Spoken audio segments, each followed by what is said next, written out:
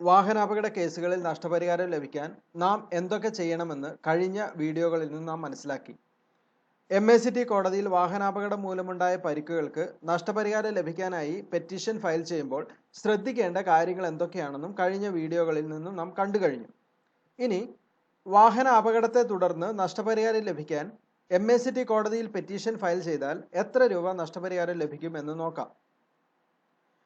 കഴിഞ്ഞ വീഡിയോകളിൽ ഞാൻ പറഞ്ഞു, ഒരു MACT കോടതി നഷ്ടപരിഹാരം കണക്കാക്കുന്നത് പറ്റിയ പരിക്കിന്റെ കാഠിന്യവും ഇഞ്ചുവേർഡിന്റെ ജോലി, വയസ്സ് എന്നിവയും അടിസ്ഥാനമാക്കിയാണ് എന്ന്. സ്ക്രീനിൽ കാണുന്നത് MACT കോടതി പാസാക്കിയ ഒരു അവാർഡാണ്. ഇതിൽ 20ാമത്തെ പാരഗ്രാഫിലാണ് ഇഞ്ചുറി പറഞ്ഞിരിക്കുന്നത്. ഇവിടെ injury right great toe amputated at IPJ level ആണ്. അതായത് ഈ കേസിലെ പരാതിക്കാരന്റെ വലതുകാലിലെ പെരുവിരൽ IPJ അഥവാ ഇന്റർഫലഞ്ചിയൽ ജോയിന്റ് എന്ന സന്ധിയുടെ ഭാഗത്ത് വെച്ച് മുറിച്ചു മാറ്റേണ്ടി വന്നു.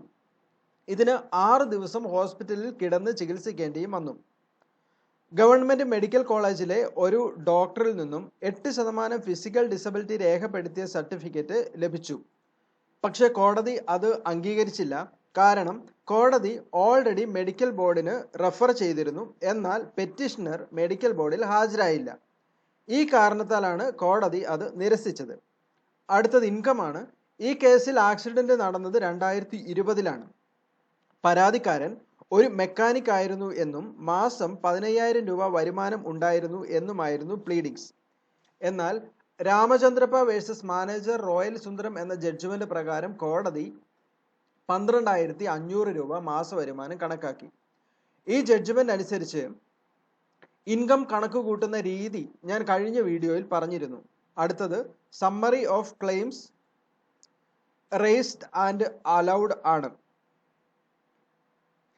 ഇവിടെ നമുക്ക് കാണാം, ലോസ് ഓഫ് ഏണിങ്സ് 1,50,000 രൂപയാണ് ക്ലെയിം ചെയ്തത്.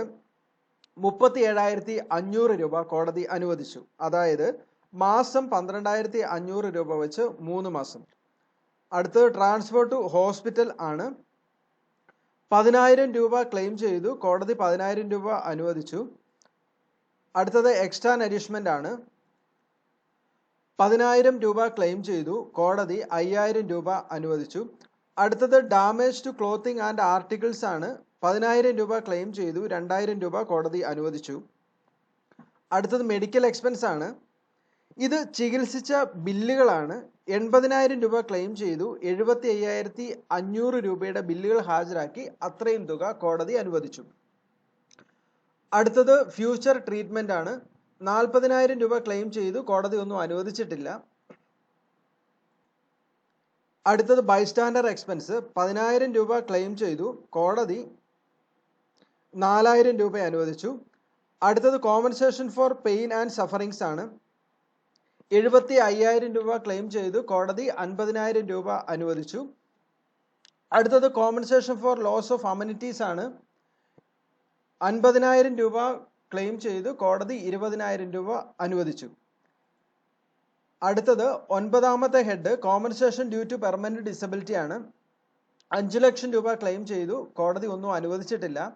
11ാമത്തെ head compensation for loss of earning power 50,000 രൂപ ക്ലെയിം ചെയ്തു, കോടതി ഒന്നും അതായത് 8 ലക്ഷം രൂപയാണ് ഈ കേസിൽ ക്ലെയിം ചെയ്തത്. എന്നാൽ കോടതി അനുവദിച്ചത് 2,03,500 രൂപയും 8% പലിശയും കോസ്റ്റുമാണ്. ഇതിലൊരു കറക്ഷൻ ഉണ്ട്. ഈ അവാർഡിൽ പെർമനന്റ് ഡിസബിലിറ്റിയുടെ ഹെഡിൽ കോടതി ഒന്നും അനുവദിച്ചിട്ടില്ല. മെഡിക്കൽ ബോർഡിൽ അപ്പിയർ ചെയ്തില്ല എന്ന കാരണം പറഞ്ഞാണ് കോടതി ആ ഹെഡ് നിരാകരിച്ചത്. അപ്പീൽ ഫയൽ ചെയ്താൽ ആ ഹെഡിൽ 4% വരെ ഡിസബിലിറ്റിക്കുള്ള തുക സാധാരണ അനുവദിക്കാറുണ്ട്. അതായത് അപ്പീൽ ഫയൽ ചെയ്താൽ 1,80,000 രൂപ ആ ഹെഡിൽ അനുവദിക്കപ്പെടാൻ സാധ്യതയുണ്ട്.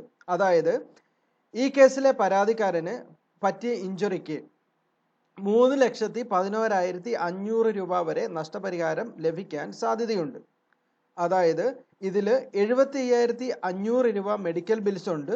അത് കുറച്ചുള്ള തുകയായ 2,36,000 രൂപ പ്ലസ് ബില്ല് പ്ലസ് കോസ്റ്റ്, അതാണ് സമാന ഇഞ്ചുറിയുള്ള എല്ലാ കേസുകളിലും പരാതിക്കാർക്ക് ലഭിക്കാൻ സാധ്യതയുള്ളത്. Thank you.